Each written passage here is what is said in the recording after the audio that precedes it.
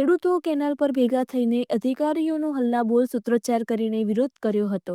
ડભોઈ તાલુકાના કુંવરવાડા ગામે ખેતી માટે પાણી નહીં મળવાને કારણે ખેડૂતો કેનાલ પર ભેગા થઈને અધિકારીઓનો હલ્લાબોલ સૂત્રોચ્ચાર કરીને વિરોધ કર્યો હતો.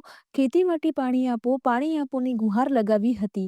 ડભોઈ તાલુકાના કુંવરવાડા ગામ પાસેથી પસાર થતી નર્મદા કેનાલમાં પાણી ન હોય ખેડૂતો હેરાન પરેશાન થઈ ગયા છે. ખેડૂતોને પાક માટે પાણી નહીં મળતા નુકસાનની ભીતિ સેવાતા ખેડૂતો વારંવાર રજૂઆત છતાં નર્મદા નિગમ દ્વારા પાણી છોડવામાં આવતું નથી. રિપોર્ટર ફઝલ રજાક ખત્રી. હું ડભોઈ તાલુકાના કુંવરવાડા ગામનો ખેડૂત છું. નર્મદા નિગમને જાણ થાય કે અમારા ગામને પૂરતું પાણી મળતું નથી અને સાહેબોને ફોન કરીએ છીએ તો એ ક્યાં જવાબ આપતા નથી. આગળથી પાણી થોડું થોડું છોડે છે અને એ આગળના પુલમાં પતરા મૂકી અને બીજા ખેડૂતોને પાણી સાહેબો જાતે ઊભા રહીને પૈસા લઈ અને આ લોકો ત્યાં પાણી પહોંચાડે છે, જેથી કરીને અમારા ગામને પૂરું પાણી મળતું નથી.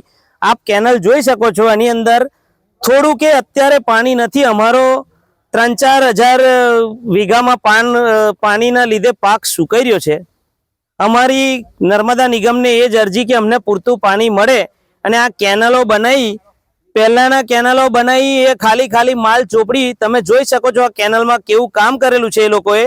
અને આગળ તમે અમારી નમ્ર વિનંતી કે આગળથી અરજ થાય કે તમે પ્રોપર કામ કર્યું કે નહીં એ જોવા આવો. ત્યાં બેસી રહીને સાહેબ કોઈ પૈસા લેવાની કોઈ એ નથી.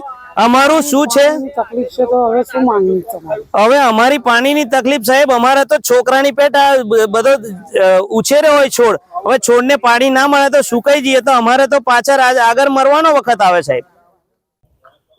હું ડભોઈ તાલુકાના કુંવરવાડા ગામનો ખેડૂત છું.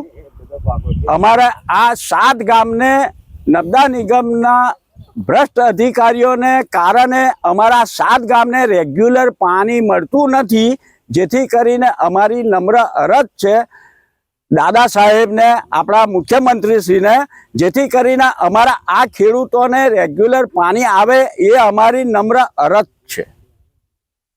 અને અંદાજે અમારા આ 7 ગામની 3-4 હજાર હેક્ટર જમીન અત્યારે પાણી વિના સુકાઈ રહી છે, જેથી કરીને નમ્ર અરજ છે કે ખેડૂતોને મહામૂલા પાક બચાવવા પાણી આપે સરકાર, એ જ અમારી નમ્ર અરજ છે.